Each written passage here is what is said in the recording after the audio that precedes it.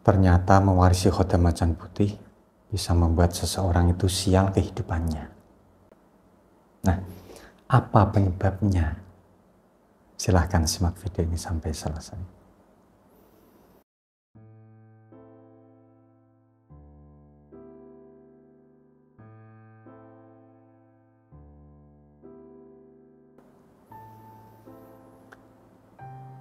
Assalamualaikum warahmatullahi wabarakatuh. Saudaraku yang dirahmati Allah Subhanahu wa Ta'ala, salam bahagia dan semoga hanya kebaikan yang selalu menyertai kita semua. Amin, amin ya rabbal alamin. Jumpa lagi dengan saya Abah Romdoni. Dua video sebelumnya sudah saya kisahkan ya, tentang Pak Fatoni yang merasa hidupnya ini sial karena mewarisi khodam macan putih. Nah, tapi setelah saya kulik, ternyata penyebabnya adalah bukan karena mewarisi khodam macan putih, tapi ternyata ada sebab-sebab yang lain. Nah, tapi terlepas dari itu semua, ternyata memang mewarisi khodam macan putih itu bisa membuat hidup seseorang ini tuh sering ketiban sial. Nah, tapi hal ini terjadi jika ada alasan-alasan tertentu saja. Nah, tidak semua orang yang mewarisi khodam macan putih ini tuh menjadi sial. Nah, tapi ketika ada alasan lain atau ada kondisi tertentu saja, orang tersebut ini bisa terus-terusan sial. Nah, apa saja untuk alasannya, Pak? Ya, langsung saja ya. Untuk yang pertama, tentunya yang paling banyak yaitu karena tidak selaras energinya. Nah, ketika seseorang itu mewarisi khodam, apapun jenis khodamnya, tentu tidak semua itu langsung otomatis selaras. Bahkan kebanyakan itu memang tidak selaras.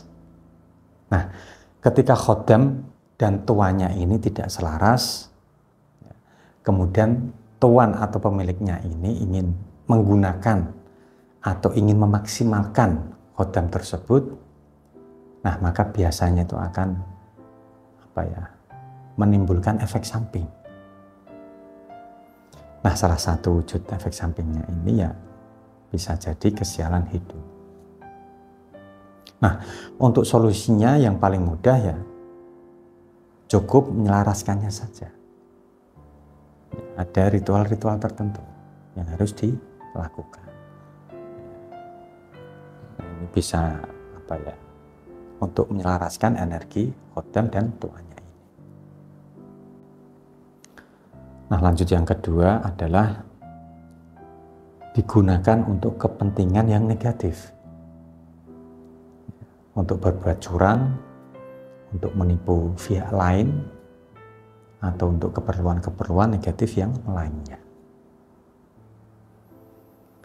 Kemudian yang ketiga adalah salah dalam menggunakan atau memaksimalkannya.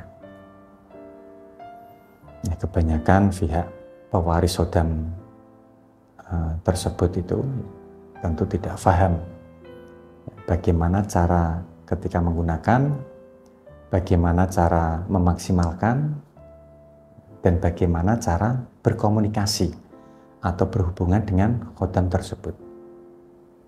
Nah, ketidaktahuan ini bisa menyebabkan efek samping juga. Nah, lalu solusinya bagaimana, Bah? Nah, untuk solusi yang terbaik ya, jika kasusnya seperti Pak Fatoni di video sebelumnya, maka sebaiknya adalah ketika terjadi akad penyelarasan khodam atau penyerahan khodam tersebut, nah seketika itu silakan Anda bisa bertanya tentang bagaimana cara menggunakan, cara perawatan, dan seluk-beluk khodam tersebut. Ya, karena pemilik khodam sebelumnya itulah yang paling tahu ya, bagaimana caranya atau cara penggunaannya. Nah, kan tetapi 99% seseorang itu sadar diwarisi khodam ini ketika pemilik sebelumnya itu meninggal dunia. Nah, kalau kasusnya seperti ini, Anda bisa berkonsultasi dengan konsultan spiritual terdekat di daerah Anda. Bagaimana sebaiknya seperti itu. Nah, lalu yang keempat, tidak dirawat dengan baik. Nah, kalau untuk kasus ini terjadi jika dalam proses mewariskan khodam macan putih ada medianya seperti mustika, keris, atau benda bertuah yang lainnya. Nah, ini Anda harus rawat dengan baik. Nah, 4 hal inilah yang paling banyak menyebabkan kesialan-kesialan hidup datang setelah diwarisi khodam macan putih.